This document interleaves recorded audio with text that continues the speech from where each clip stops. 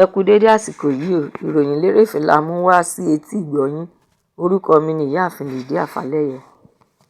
SGR alágbàtà ọjà epo rọ̀bì fún ilé-iṣẹ́ ìfọpo rọ̀bì Dangote kan ti lọ sí ilé ìtajà epo filling station méjì mìíràn sí òpópónà márosẹ̀ Ṣàgámù-Ọ̀rẹ́ tí ó sì ń ta epo rẹ̀ ní Náírà fún jálá epo kan Naira 878 per litre, èyí tí owó rẹ̀ dínwó sí iye tí ọ̀pọ̀lọpọ̀ ilé ìtajà epo ní orílẹ̀-èdè yìí ń ta tiwọn.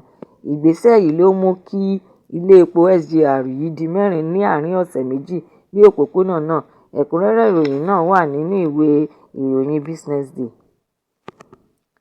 Àwọn alábòójútó ọgbà ilé ẹ̀kọ́ gíga ti Ambrose Ali University Epoma (AAU) ti pàṣẹ fún àwọn akẹ́kọ̀ọ́ 34 ti ilé ìmọ̀ ẹ̀kọ́ ìkọ́ṣẹ́ oníṣègùn òyìnbó College of Medicine láti lọ rọ́kúnlé ná nítorí màgòmágó tí wọ́n ṣe nínú ìdánwò ti iléèwé ẹ̀kọ́ náà. Ìwé ìròyìn ti iléèwé náà Bulletin ni ó gbé jáde pé àwọn akẹ́kọ̀ọ́ yìí wà ní àárín ìpele ẹ̀kọ́ kẹta sí ìpele karùn-ún 300 to 500 level. Ẹ̀kúnrẹ́rẹ́ ìròyìn náà wà nínú ìwé Daily Post. Ààrẹ ìjọ onítẹ̀bọmi ti orílẹ̀-èdè Nigerian Baptist Convention ti rọ Ààrẹ Bọ́lá Ahmed Tinubu láti pe ìpàdé àpapọ̀ lórí ètò ààbò tó péye ní orílẹ̀-èdè yìí. Ọ̀rọ̀ yìí jáde nígbà tí Ààrẹ Àkànjí ń bá àwọn oníròyìn sọ̀rọ̀ níbi ìpàgọ́ wọn tí ó máa ń wáyé lọ́dọọdún. Ó wá gba ààrẹ orílẹ̀-èdè yìí nímọ̀ràn láti jẹ́ kí àwọn ènìyàn bíi ààrẹ àná, mínísítà fún ètò ààbò, ọ̀gá àgbà ọlọ́pàá yányán àti gbogbo olórí ètò ààbò tí ó wà ní orílẹ̀-èdè yìí. Ẹ̀kúnrẹ́rẹ́ ìròyìn eléyìí náà wà nínú ìwé ìròyìn Vanguard. Ọ̀kan nínú àwọn ilé-iṣẹ́ tí ó ń pèsè ìpè ìbánisọ̀rọ̀ MTN ti ìpínlẹ̀ Kogi ti di títì pa.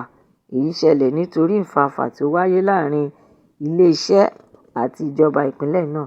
Èyí náà ló mú kí ogunlọ́gọ̀ àwọn ènìyàn tún pààrọ̀ ìpè ìbánisọ̀rọ̀ wọn sí ti Glo àti Airtel. Àwọn ilé-iṣẹ́ méjèèjì làkàkà láti pèsè ohun gbogbo tó yẹ fún ìgbàládùn àwọn oníbàárà wọn, ṣùgbọ́n ohun èlò àti irinṣẹ́ tí ó wà nílẹ̀ kò lè kojú ìdojúkọ tí wọ́n ní.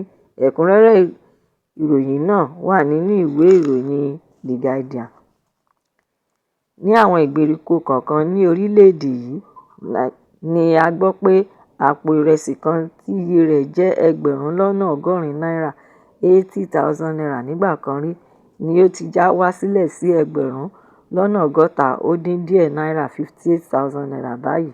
Ìròyìn yìí ṣàlàyé wípé orílẹ̀-èdè India ti yọ owó tí wọ́n máa ń gbà lọ́wọ́ oníbàárà lórí ìrẹsì kúrò. Òun náà ló mú kí ìrẹsì wọn dínwó sí iye tí gbogbo àwọn orílẹ̀-èdè tí wọ́n ń ṣe òwò ìrẹsì. Wọ́n sì tún jẹ́ kí ìrẹsì wọn kó pọ̀ yanturu ní gbogbo ilé ìtajà káàkiri àgbáyé.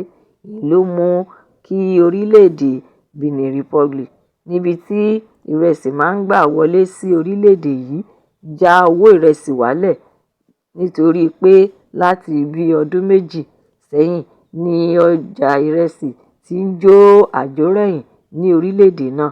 Ẹ̀kúnrẹ́rẹ́ ìròyìn náà wà nínú ìwé ìròyìn Punch.